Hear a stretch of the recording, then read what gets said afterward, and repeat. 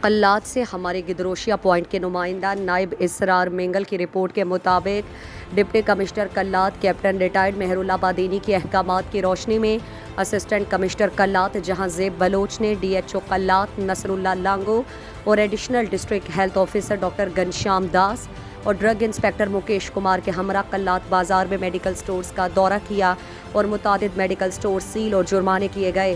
دورے کے دوران ادویات کے معیار، زائد المیعاد ادویات، میڈیکل سٹورز کی صفائی ستھرائی اور ادویات فروخت کرنے والوں کے لائسنس چیک کیے گئے۔ ادویات کو لیبارٹری کرنے کے لیے مختلف میڈیکل سٹورز سے ادویات کے نمونے بھی لیے گئے۔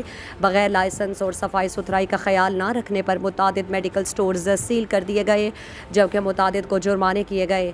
اسسٹنٹ کمشنر جہاں زیب بلوچ اور ڈی ایچ او ڈاکٹر نصر اللہ لانگو نے میڈیکل سٹورز چلانے والوں کو سختی سے تنبیہ کرتے ہوئے کہا کہ وہ غیر معیاری اور زائد المیعاد ادویات فروخت کرنے سے گریز کریں اور صفائی ستھرائی کا خاص خیال رکھیں۔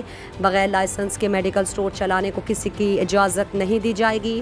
لوگوں کی زندگیوں سے کھیلنے والوں کے خلاف سخت قانونی کارروائی عمل میں لائی جائے گی۔ مزید دلچسپ معلومات اور خبروں سے آگاہ ہونے کے لیے Gedrosia point Facebook page, Instagram, Twitter کو فالو اور یوٹیوب چینل کو سبسکرائب کریں۔